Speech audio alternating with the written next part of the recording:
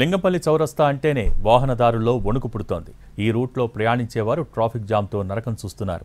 ఇప్పుడు ఈ ప్రాంతంలో వాహనదారుల కష్టాలు తీరనున్నాయి. లింగంపల్లి ఫ్లైఓవర్ ప్రారంభోత్సవానికి రెడీ అయింది.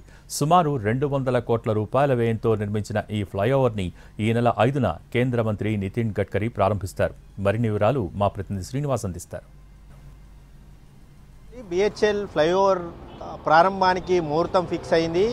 ఈ నెల 5న కేంద్ర రవాణా శాఖ మంత్రి నితిన్ గడ్కరీ చేతుల మీదుగా ఈ ఫ్లైఓవర్ అయితే ప్రారంభం కానుంది. మనం చూస్తున్నటువంటి ఫ్లైఓవర్ ఏదైతే ఉందో ఇదే ఫ్లైఓవర్. ఈ ఫ్లైఓవర్ సుమారు 200 కోట్ల రూపాయల వ్యయంతో ఈ ఫ్లైఓవర్ నిర్మించడం జరిగింది. ఈ ఫ్లైఓవర్ ఈ ఫ్లైఓవర్ నిర్మాణంలో వచ్చిన తర్వాత దాదాపు ట్రాఫిక్ సమస్య తీరిందని చెప్పి మనం చెప్పుకోవచ్చు. ముఖ్యంగా హైదరాబాద్ నుంచి సంగారెడ్డి వెళ్ళాలన్నా, సంగారెడ్డి జిల్లా నుంచి హైదరాబాద్కి రావాలన్నా కూడా లింగంపల్లి చౌరస్తా వద్ద భారీగా ట్రాఫిక్ జామ్ అయ్యేది.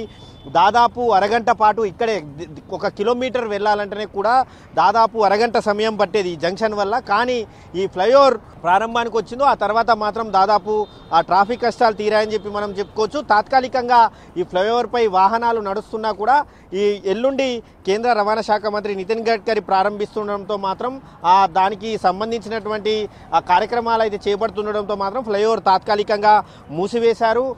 1.65 కిలోమీటర్ల పొడవున్నటువంటి ఫ్లైఓవరు ఇటు సంగారెడ్డి జిల్లా అదేవిధంగా హైదరాబాద్ జిల్లా 2 జిల్లాలను టచ్ చేస్తూ ఈ ఫ్లైఓవర్ నిర్మాణం అయితే ఉంది.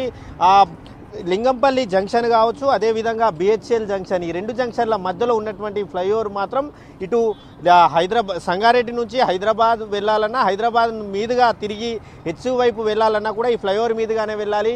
అదేవిధంగా మియాపూర్, కూకట్పల్లి, అమీర్పేట్, ఎల్బీ నగర్ వెళ్ళాలన్నా కూడా ఇదే ఫ్లైఓవర్పై వెళ్ళాల్సి ఉంటుంది, ఇదే ఫ్లైఓవర్ దాటాల్సి ఉంటుంది.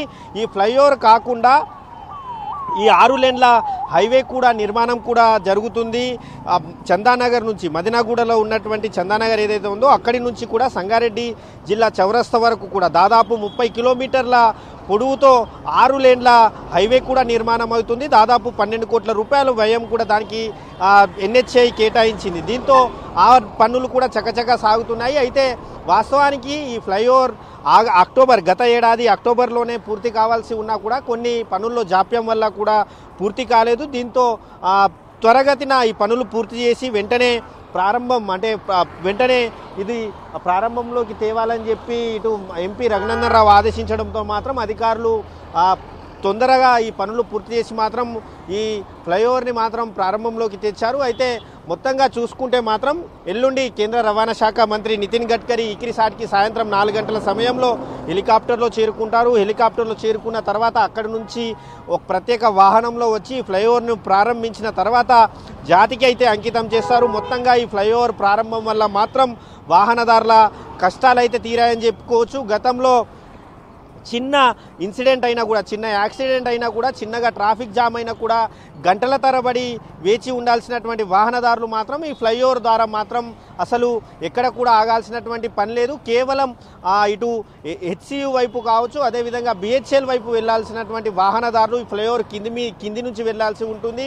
అమీర్పేట కావచ్చు, మియాపూర్ వెళ్లాల్సినటువంటి వాహనదారులు మాత్రం ఈ ఫ్లైఓవర్ మీదుగా ఎటువంటి ట్రాఫిక్ సమస్యలు లేకుండా మాత్రం వెళ్ళిపోయే అవకాశం ఉండడంతో మాత్రం వాహనదారులు అయితే ఈ ఫ్లైఓవర్ అనుమతిలోకి రావడంతో మాత్రం హర్షం వ్యక్తం చేస్తూ ఉన్నారు. కెమెరామ్యాన్ రమేష్తో శ్రీనివాస్, ఎన్టీవీ, ఉమ్మడి మెదక్.